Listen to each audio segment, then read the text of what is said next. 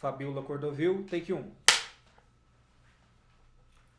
Fabiola, eu gostaria que você falasse para nós como se deu a concepção do projeto urbano da cidade de Maringá, desde os rascunhos elaborados até ao anteprojeto e a versão final que foi concebida pelo Jorge Macedo Vieira.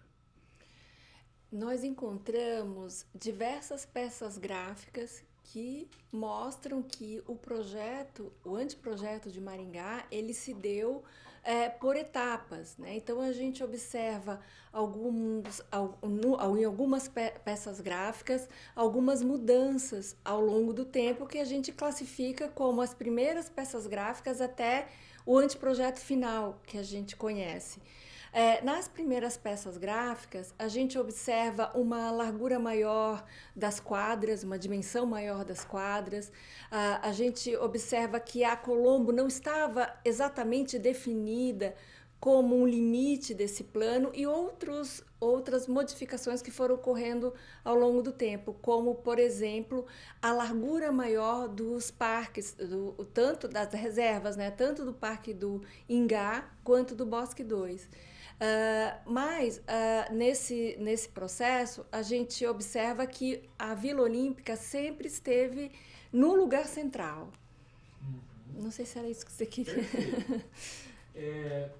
Quem que era o Jorge Macedo Vieira ali na década de 1940 e o que ele representava para o urbanismo brasileiro? O Jorge Macedo Vieira foi um engenheiro civil. Ele fez escola politécnica no final dos anos 20 do século passado. Ele era colega do Prestes Maia, que foi prefeito de São Paulo, e ele se inseriu num circuito de elaboração de projetos urbanos de bairros de classe média e classe média alta de São Paulo, porque quando ele era estudante da Escola Politécnica em 1917, ele foi estagiário da Companhia City. A Companhia City foi, entre inúmeros loteamentos que fez em São Paulo, de expansão da cidade de São Paulo, elaborou o Jardim América. E o Jardim América, que foi contratado o arquiteto inglês, o Barry Parker. Então, nesse momento, ele faz o estágio na Companhia City. E a partir desse momento, então, a gente observa um alinhamento maior dele como engenheiro para projetos urbanos. E na década de 40, ele foi já com escritório, um escritório bastante renomado pela própria localização do escritório, que é no Centro Antigo de São Paulo, onde estavam os profissionais mais eminentes da capital, vamos dizer assim, de uma capital econômica do país, que era São Paulo. E então a gente observa que ele estava nesse circuito e ele foi contratado pela Companhia Melhoramentos, que aí já não era mais de capital inglês, já estava sob direção dos acionistas brasileiros, e é a companhia que contratou o Jorge de Macedo Vieira.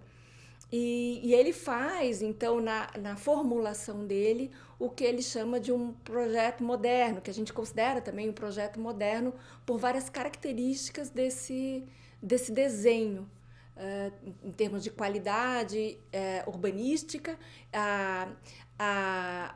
o respeito ao sítio urbano, aos parques, o sítio urbano no sentido do relevo, do respeito ao relevo, da consideração ao relevo, que a gente pode falar mais, não sei se é isso que você quer, mas e também a inserção dos parques no centro da cidade, no centro dessa conformação urbana proposta em um lugar que era Mata Atlântica, que não existia nenhuma ocupação urbana anterior. Claro, o Maringá Velho, que se estabelece ali no início da década de 40, mas era um espaço ex novo, que a gente chama, né? Ou seja, sem ocupação urbana anterior, né?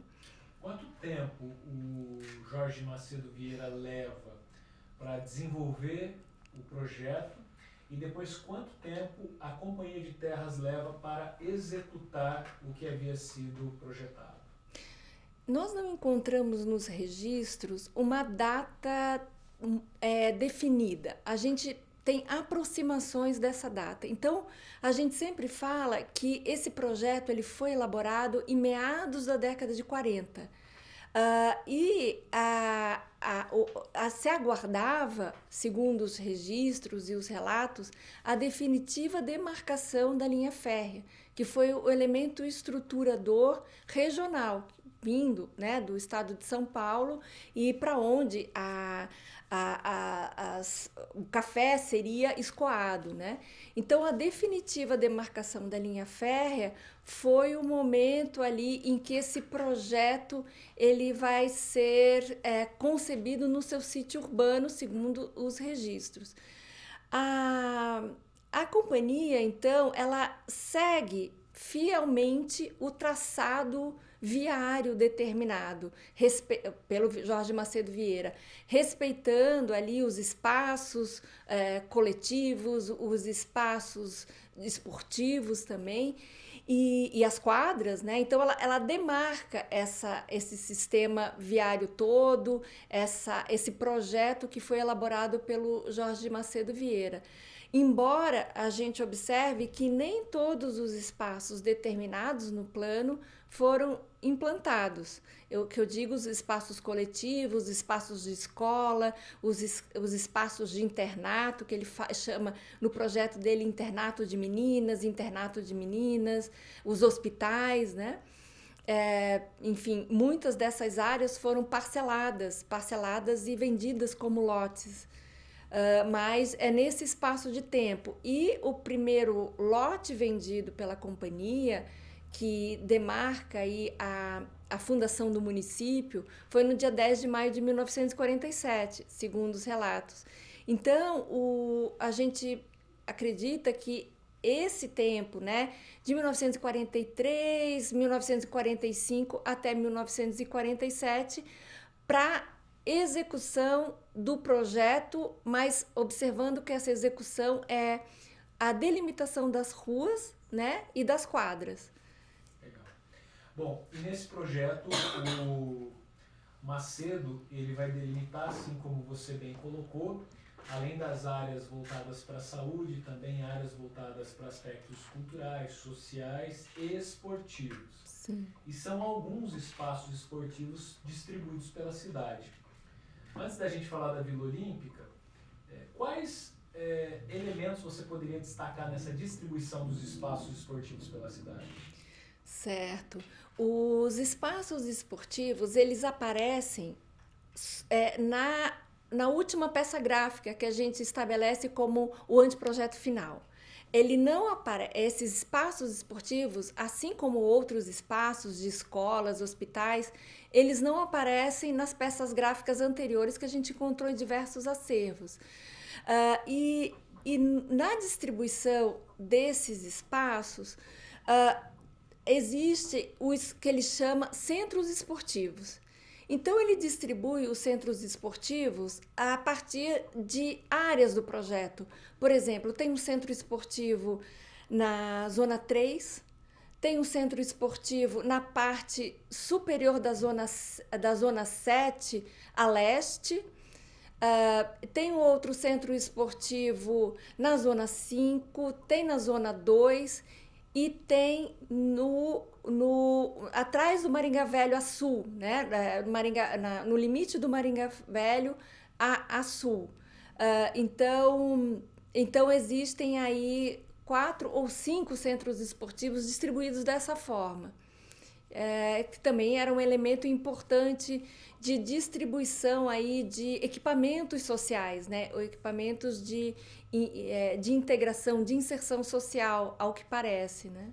E a Vila Olímpica, ela surge como um elemento de destaque neste projeto. Ela está ao norte, mas ela integra também o eixo monumental, que depois vai receber esse nome, né? De eixo monumental. E o que você poderia destacar dessa Vila Olímpica como solução proposta pelo Macedo no desenho urbanístico da cidade?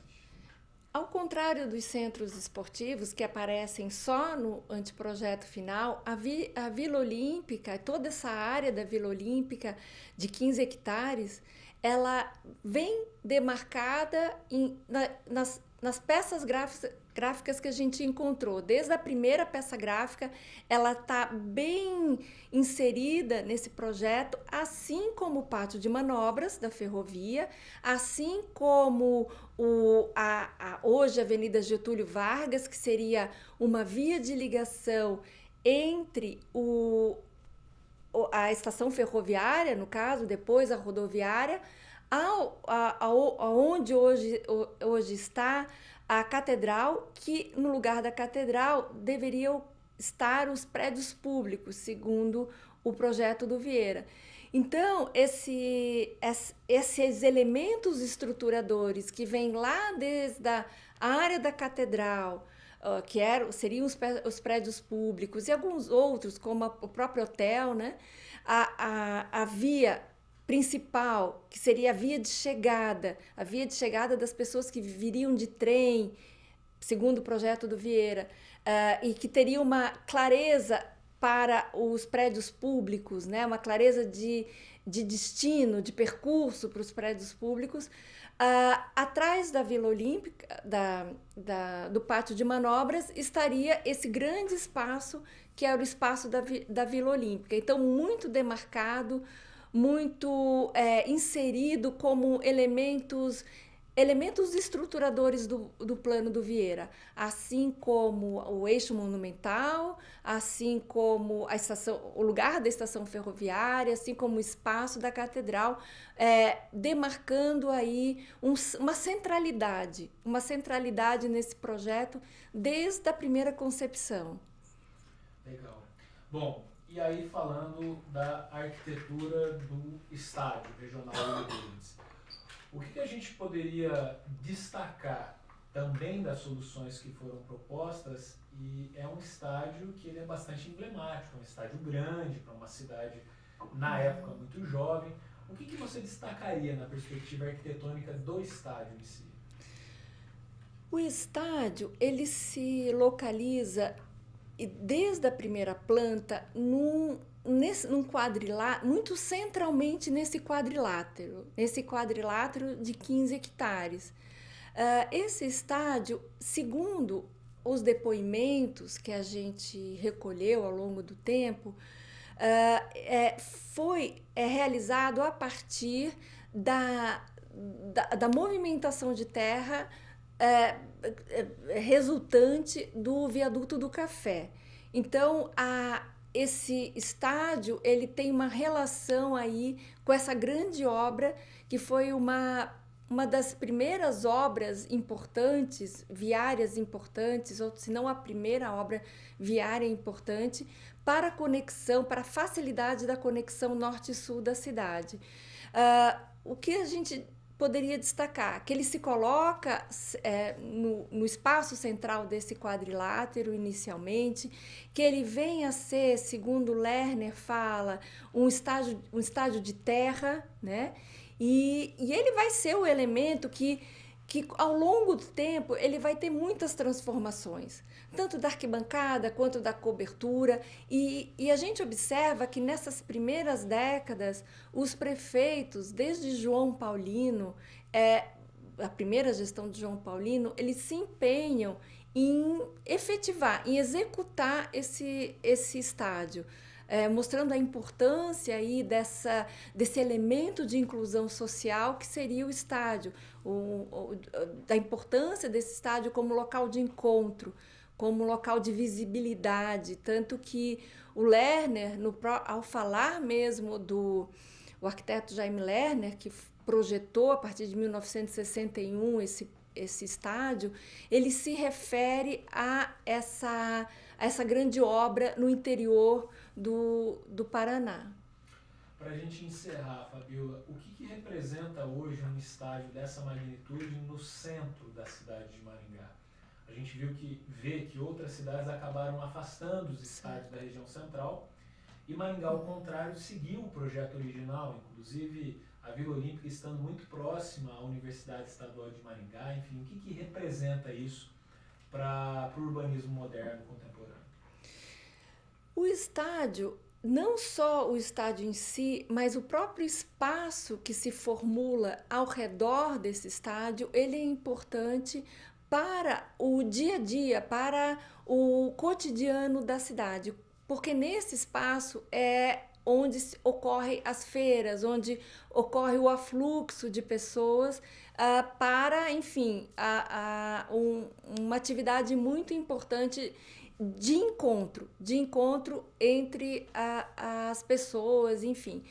É muito importante que esse elemento ele continue no centro da cidade por várias questões, além do encontro, pela facilidade de acesso a esse local, não só por carro, mas também por outros modais, como o transporte coletivo, né?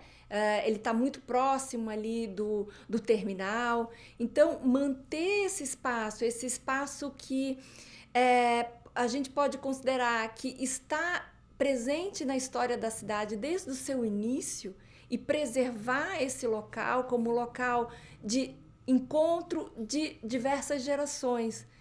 Esse lugar onde a gente vai observar uma memória afetiva das pessoas, né, ao longo dessas gerações, e também de um acesso, que é um acesso, vamos dizer assim, um acesso mais democrático, que não é um lugar longínquo, que as pessoas vão depender de um transporte coletivo, que muitas vezes ele não é acessível a todos, ou ele não é confortável a todos, e prescinde do transporte individual. Então, nesse caso, além de toda essa memória que tem em relação do cidadão à sua cidade, ele também promove esse acesso mais facilitado, mais democrático e mais inclusivo.